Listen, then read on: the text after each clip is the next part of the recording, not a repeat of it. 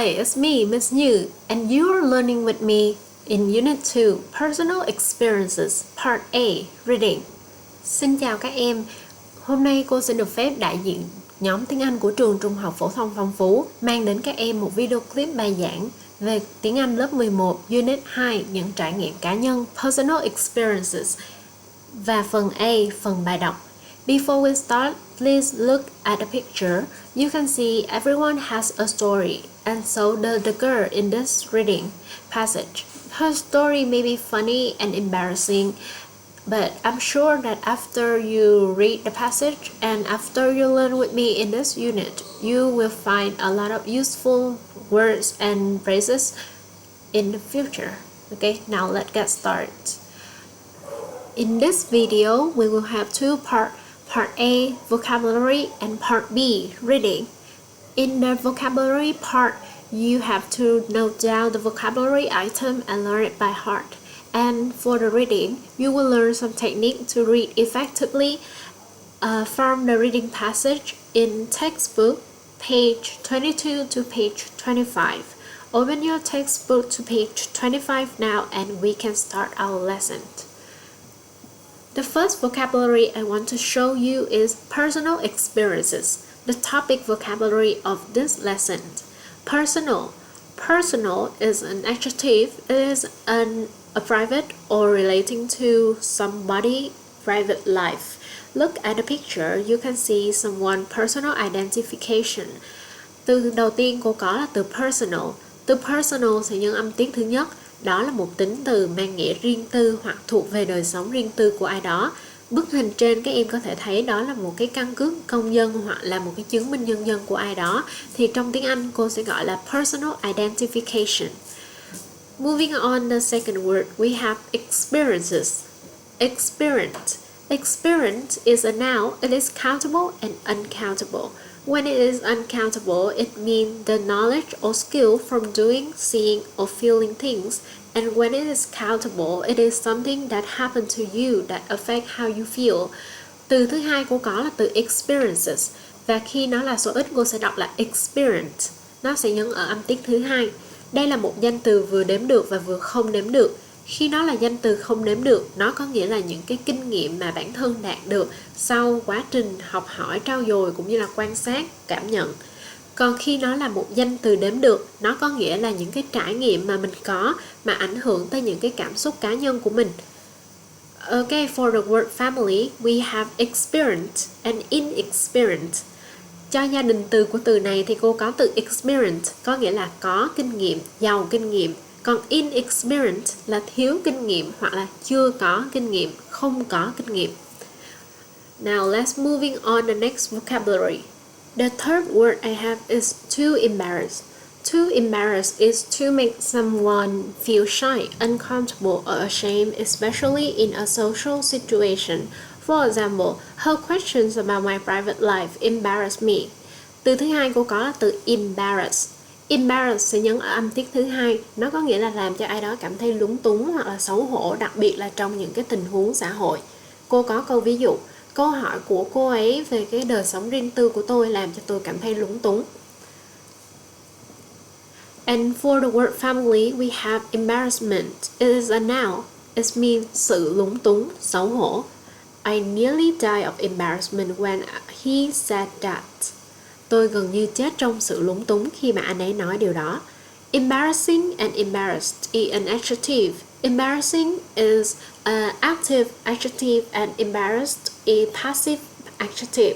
Các bạn sẽ có hai cái tính từ của từ embarrass sẽ là embarrassing và embarrassed. Khi thêm in vào cô sẽ có mang nghĩa là gây ra sự lúng túng hoặc là gây ra sự xấu hổ. Còn khi mà embarrass ed có nghĩa là bị lúng túng hoặc bị xấu hổ. Now, look at the picture. Who is in this picture? Yes, this is your idol, Jennie from Blackpink, right? And what is she wearing on her head? Yes, she's wearing a hat. And she is wearing a floppy hat. I have the word floppy. Floppy is an adjective. It means soft and not able to keep a firm shape or position. Từ thứ hai cô có là từ floppy. Floppy có nghĩa là mềm và nó không có thể giữ trong một cái tình trạng cứng rắn. Hoặc ví dụ như là cô sẽ có My idol, my K-pop idol, Jennie Blackpink is wearing a floppy hat. Và ở trong cái từ vựng này cô cũng muốn giới thiệu đến các em từ idol.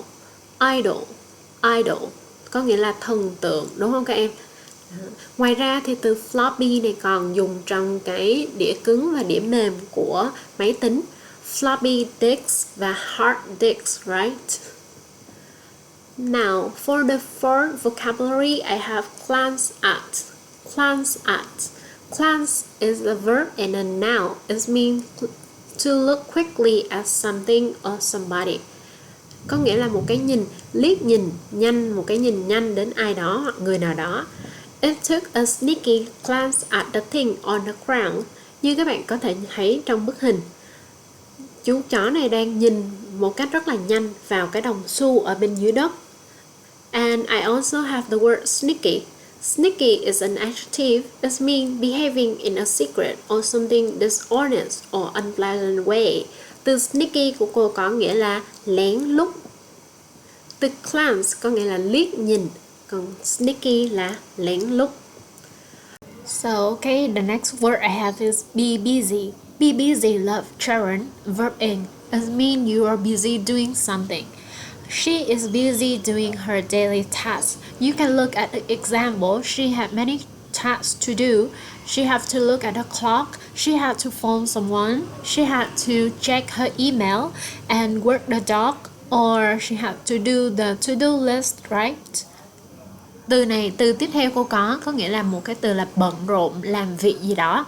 Thì khi các bạn có một cái việc gì đó, các bạn phải để động từ dạng thêm ing sau từ busy. Okay, now please look at the picture.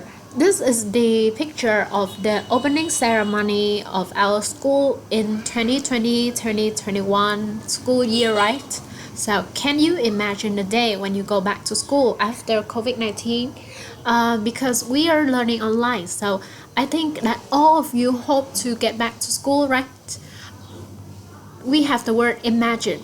Imagine. Imagine straight on the second syllable, and it is a verb. It means to form or to have a mental picture or idea of something or someone. Okay, từ này của cô có nghĩa là tưởng tượng. Tưởng tượng. And I have imagination. Imagination. Khi các bạn có một danh từ ở đuôi sần thì mình sẽ nhấn trước nó một âm, mình sẽ nhấn ngay chữ này. Nó có nghĩa là sự tưởng tượng. And I have imaginary is an adjective. A lot of children used to have imaginary friends when they were young. Nhiều đứa trẻ thì sẽ có những cái người bạn trong tưởng tượng của họ khi mà chúng còn trẻ, đúng không? Right. Imaginative. Imaginative. It is also an adjective, but it has different meanings. It means giàu trí tưởng tượng. For example, a writer has to be imaginative. Những cái nhà văn hoặc là những cái người viết tiểu thuyết thì phải có cái trí tưởng tượng phong phú để có thể viết được những cái án văn hay, right? Okay, now we have the 8 words. This is a phrase. A fuss, make a fuss over. To make a fuss over is to pay a lot of attention to somebody or something, or to show concern, affection, etc. for somebody or something. Từ này có nghĩa là làm ầm lên, làm ầm lên. For example, you can see the picture. These days it is impossible not to hear about her making a fuss over the word of bank statement by many V-pop stars, right? And I have a word of dollar notes. It means một xấp tiền. A word là một xấp tiền. Ở đây dollar note của cô sẽ là những cái đồng tiền đô la. And I also have another vocabulary I want to show you. The 9th word is reply. Reply. It's not reply, it's reply. Reply straight on the second syllable. It means đáp lời lại hoặc là trả lời lại. And the 10th word is point at. Point at là chỉ tay vào ai đó. Complain to somebody about something. than phiền với ai đó về việc gì đó. Imitate có nghĩa là bắt chước. Imitation, sự bắt chước. Và imitator là người giả mạo hoặc là người bắt chước. And the last word is situation.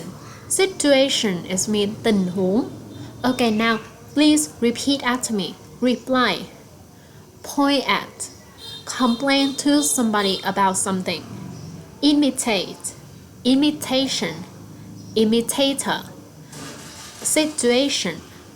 Okay, very good job all of you guys. We have learned all the vocabulary. So now let's do the exercise to revise the vocabulary you have learned. We have task 1. The words or phrases in the box all appear in the passage. Use them to fill in the blank in the sentences. This is the exercise from textbook page from 23 to 24. Please, if you have a textbook, you can do it in your textbook. We have 5 words: making a fuss, sneaky, clans, embarrassing, and idols. Okay, now let's do it together. The first one, the girl was so shy that she didn't look at him in the face. She just at him and looked away. Câu đầu tiên mình có các bạn sẽ dịch như cho cô là cái cô gái đó thì quá là ngại ngùng, quá là xấu hổ, tới nỗi cô ấy không thể nhìn thẳng vào mặt anh ấy. Cô ấy chỉ có thể và quay đi. Thì ở đây các bạn thấy đây là một ở đây mình đang thiếu một động từ. Và khi các bạn thấy nó là một cái cô ấy không dám nhìn thẳng vào mặt anh ấy thì có nghĩa là cô ấy chỉ dám liếc nhìn qua. To look quickly at something hoặc somebody. It means glance. She just glanced at him and looked away. The second word, she complains noisily about anything she doesn't like. She is the type of person who is always. Cô ấy luôn luôn than phiền một cách rất là sùm lên về mọi thứ mà cô ấy không thích. Vậy thì cô ấy là một cái loại người mà luôn luôn. Okay, yes, correct. I hear you. She is who is always making a fuss. Okay, the third word, she was in a very situation. She felt so stupid and didn't know what to say. Cô ấy đang trong một cái tình huống như thế nào mà cô ấy cảm thấy mình rất là ngu ngốc và không biết phải nói gì thêm. Yes, embarrassing. Very good, embarrassing. And the fourth word, teenagers nowadays often have their own who they really love and imitate in different ways. The answer is idols. Những cái thanh thiếu niên ngày nay thì thường sẽ có những cái thần tượng của riêng họ, người mà họ luôn luôn yêu thương và có thể bắt chước theo những cái cách khác nhau. So, do you usually imitate your idols? Okay, I hear you. Yes, right. Number 5, I don't like the look of that man. There's something sneaky about him. Alright, we have finished the exercise. Now, let's go straight to the reading passage. Before we do the reading passage, please look at the picture. These are the picture about the reading. Trước khi mình đọc bài đọc thì các em hãy nhìn vào những cái bức hình. Đây là những cái bức hình sẽ là những cái giai thoại chính trong cái câu chuyện của chúng ta. Look at picture A. Yes, how many people are there in the picture? Yes, you can see 2 people, an old man and a young girl. So I guess this is father and daughter, right?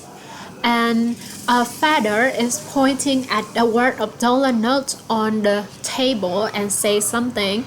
And the girl, she's wearing a floppy hat with a happy face. Now, what happened in A? Moving on, B. You can see the father gave his daughter the word of dollar note and to let her buy the hat she wants. And C.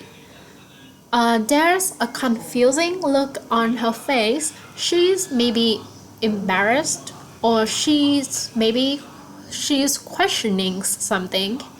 And D, she watching TV of a girl who is wearing a floppy hat.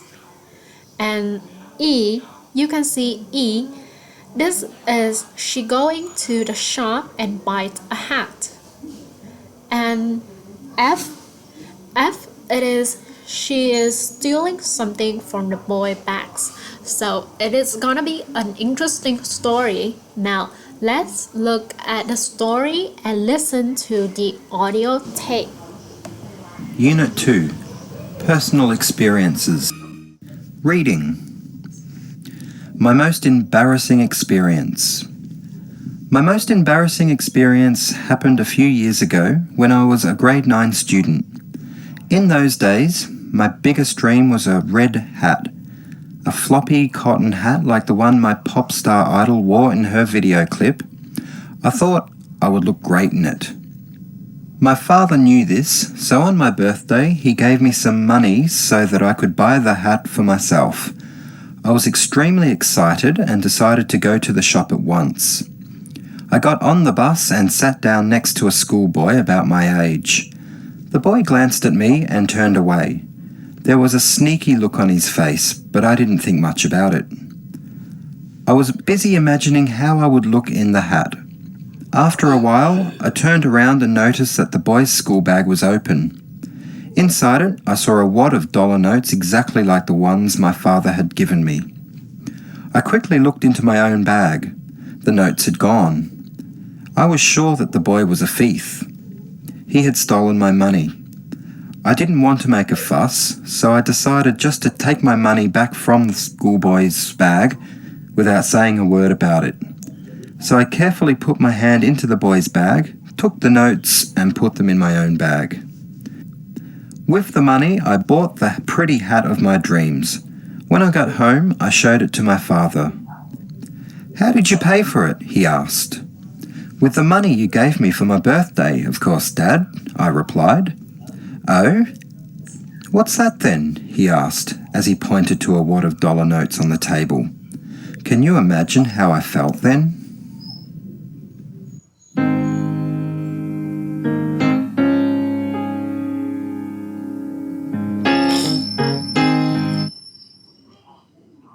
Okay, we have learned the reading passage already, so now let's do the exercise. Task 3. Read, ask, and answer the questions. What did she wish to have when she was in grade 9? A red helmet, a red floppy cotton hat, an album of her idol, or a wad of dollar notes? So the answer must be B, a red floppy cotton hat. You can see in the reading, in those days my biggest dream was a red hat, a floppy cotton hat like the one my pop star idol wore in her video clips. I thought I would look great. My father knew this, so on my birthday, he gave me some money so that I could buy the hat for myself. Các bạn có thể nhìn thấy trong bài đọc thì vào những cái ngày đó thì cái ước mơ lớn nhất của tôi là có một cái nón màu đỏ, một cái nón vải thụng thình như là một cái ngôi sao nhạc pop mà tôi đã xem trên video clip của cô ấy. Tôi nghĩ rằng nhìn nó, tôi mặc vào nó sẽ rất là đẹp. Okay, the second question. Why did her father give her some money on her birthday? To buy a hat for herself, or to celebrate her birthday, or to go to shopping, or all are correct. It must be to buy the hat for herself. My father knew this, so on my birthday he gave me some money so that I could buy the hat for myself. The third word, what did she see in the boy bags? Look at the question carefully. Yes, this is A, the word of dollar notes exactly like the one her father has given her before, not more than and not less than. It's exactly like. And fourth, why did she decide to take the money from the boy bags without saying anything about it? She thought she was right and she didn't have to say. She wanted to steal the money from him. She didn't know what to say, or she didn't want to make a fuss. D. She didn't want to make a fuss. He has stolen my money. I didn't want to make a fuss, so I decided just to take my money back from the schoolboy bags without saying a word about it. And 5. What did she do with the money? She bought a hat with it. She took it home, or she put it in her piggy bank, or all are correct. Okay, it must be she bought a hat with it. With the money, I bought the pretty hat of my dream. Okay, so now is the end of the lesson today. Thank you for listening to the lesson. Please note down the vocabulary and learn it by heart.